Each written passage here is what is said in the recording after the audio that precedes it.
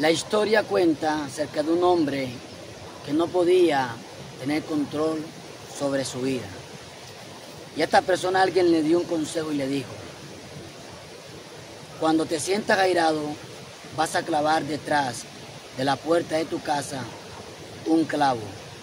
Y cada vez que controles la ira, lo vas a desclavar. Y este hombre emprendió el consejo que le dieron. Y cada vez que se airaba, se iba detrás de la puerta y clavaba un clavo.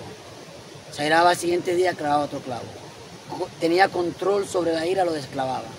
Pero llegó un momento que la ira lo dominó tanto que llenó la puerta de clavos. Este hombre luchaba y peleaba con su ira hasta que Dios de una otra manera empezó a ayudarle. Y se dio cuenta que tuvo control sobre su ira. Cada vez que se enojaba, podía dominar la ira y sacaba un clavo. Se enojaba, dominaba la ira, sacaba otro clavo. Y así llegó el momento donde la puerta quedó sin un clavo. Y entendió que a través del proceso de controlar y tener control sobre la ira, le trajo una gran sabiduría.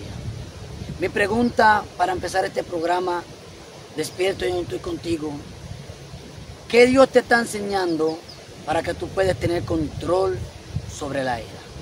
Bienvenido, te bendigo en el nombre del Señor Jesucristo. Gozosos estamos porque estamos llegándole a miles de personas por medio del Evangelio de Jesucristo.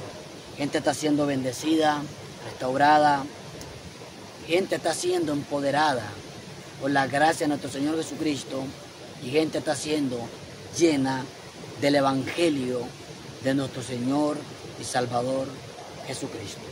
Voy a darle continuidad a lo que estaba hablando el día de ayer, como lo es consecuencia de la ira. Para nadie es un secreto que la ira es destructiva. La ira trae calamidades. La ira mata fe. La ira mata propósito. El exceso de la ira mata ministerios. El exceso de la ira destruye matrimonios. Matrimonios que un día Dios lo constituyó en su altar. Matrimonios que un día fingieron amarse.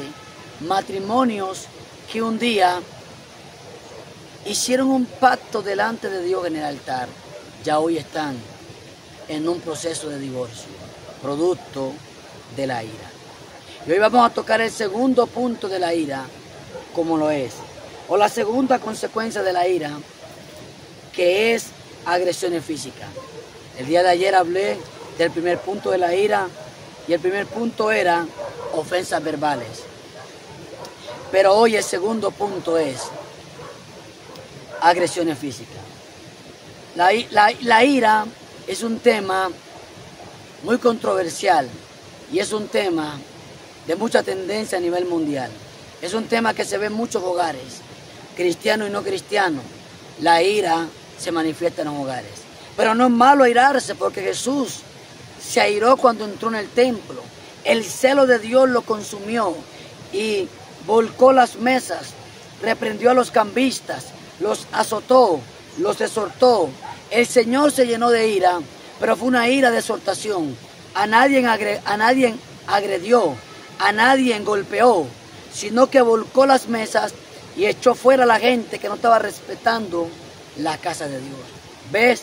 El Señor tuvo control, tuvo dominio de la ira, porque pudo manejar esa ira. ¿Y cómo el Señor manejó esa ira? Lleno de la presencia de Dios. Para tú poder manejar la ira, tienes que estar lleno de la palabra, tienes que estar lleno del Espíritu Santo. Esteban, el primer hombre que murió, el primer mártir que murió en la persecución de la iglesia primitiva, un hombre lleno del Espíritu Santo, supo manejar la ira. ¿Por qué? Porque muchos lo apedraron. Esteban no se llenó de ira, Esteban no devolvió las piedras, Esteban no respondió a las pedradas de la persona con una piedra también, no. Esteban respondió a las pedradas con oración. Esa es la persona que sabe manejar la ira. Y luego haré unos videos de cómo controlar o cómo tener control sobre la ira. Pero ahora estoy tocando este tema por el Espíritu, consecuencias de airarse, consecuencias de la ira. El tema base que tocamos fue Proverbios 14, 17, que dice: el que fácilmente se enoja hará locura. ¿Cuánta gente enojada hace locura? Golpea a la esposa, golpea a los hijos. Y es ahí donde entra este mensaje. Una de las consecuencias de la ira es las agresiones físicas. ¿Cuánta gente ha maltratado a su esposa? Hombres han maltratado a su esposa, producto de estar bajo la ira. Y esa consecuencia los lleva a una cárcel. Esa consecuencia los lleva a perder una buena esposa. Esa consecuencia los lleva a perder unos buenos hijos. Gente bajo la ira agrede físicamente, golpea a su esposa severamente, quebranta a sus hijos severamente. ¿Cuánta gente en una empresa los ponen a firmar producto de que pelearon con su compañero? En una empresa se ve este ambiente, gente que por causa de no manejar sus palabras empiezan una charla pesada y luego terminan a los golpes. Luego terminan golpeándose y peleando porque no supieron manejar su ira. No supieron manejar su ira y se llegaron a los golpes y perdieron el empleo. Perdieron el trabajo que Dios le dio. Oye lo que dice Santiago capítulo 1, verso 19. Santiago fue un hombre lleno de la presencia de Dios. Santiago fue un hombre lleno del Espíritu Santo y Dios le dio sabiduría. Santiago 1, 19 dice lo siguiente: por esto, mis hermanos amados, todo hombre sea pronto para oír y tardo para hablar, tardo para airarse, porque en la ira del hombre no obra la justicia de Dios. ¿Cuánta gente no deja a Dios obrar producto de su ira? Pelean, se agreden físicamente.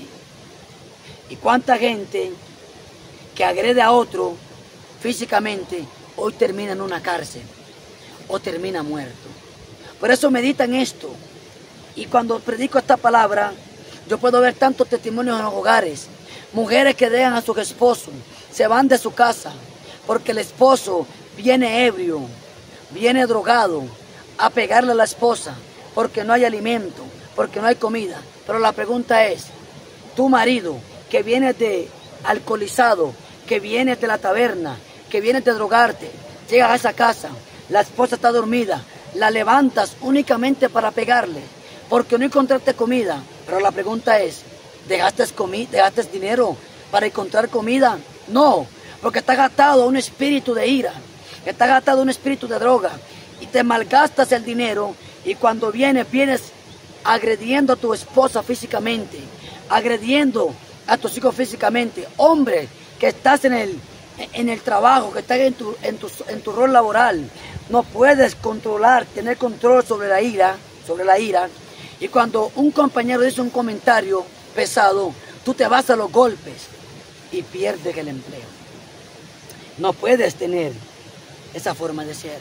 La ira, hoy por hoy la ira está dañando grandes ministerios, la ira está dañando grandes propósitos en Dios, la ira está dañando grandes estructuras de Dios. La Biblia está llena de gente que no supo manejar su ira y dañó grandes propósitos de Dios. Por ejemplo, Moisés mató un egipcio.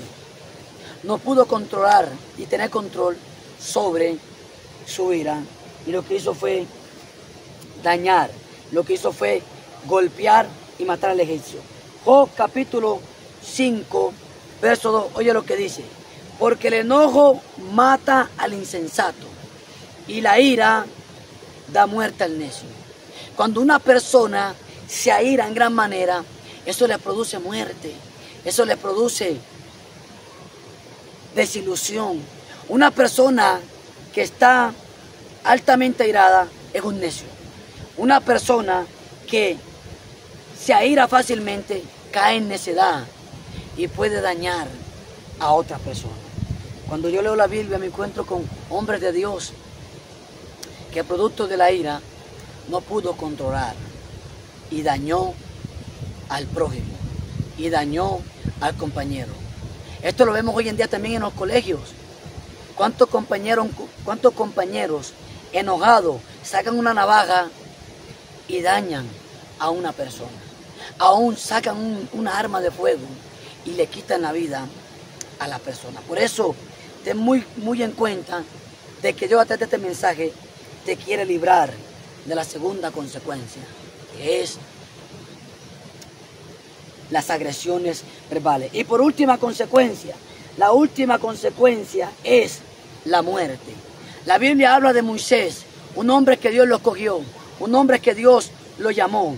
Pero este hombre fue a visitar a sus hermanos y dice la palabra que vio a un egipcio maltratando a su hermano, y mientras lo maltrataba Moisés se llenó de ira y lo abordó y lo mató. ¿Cuánta gente en la ira ha matado a su compañero? Muchos de ustedes han visto la historia de la última flor, hasta película ha salido en eso. Y este hombre, producto de la ira, llegaba a su casa a maltratar a su esposa, la golpeaba en el rostro, la golpeaba en los costados, y la familia de esta mujer se sentía indignado porque este hombre ebrio maltrataba a su esposa, y llegó un momento que la ira lo cegó y mató a la esposa. ¿Cuántos compañeros bebiendo alcohol con sus amigos se airan y terminan matando a su compañero y terminan matando a su amigo? Y cuando despiertan en una cárcel y dicen, ¿qué hago yo aquí? Alguien le dice, ¿no te diste cuenta que anoche mataste a tu amigo? Porque la ira enceguece, la ira entorpece, la mucha ira entorpece. Así que tú que me estás viendo, busca la presencia de Dios para que la ira pueda ser reducida, regulada. No es que no te vas a irar, sí te vas a irar. Pero cuando tienes el Espíritu Santo, cuando estás lleno del Espíritu Santo, no le haces daño a nadie. El último punto es la consecuencia de la ira, la muerte. ¿Cuánta gente bajo la ira ha matado a su esposa, a su esposo? ¿Cuánta gente bajo la ira ha matado a su hijo? Termino con este testimonio. Una niña iba a la iglesia y la mamá no le gustaba que ella se congregara.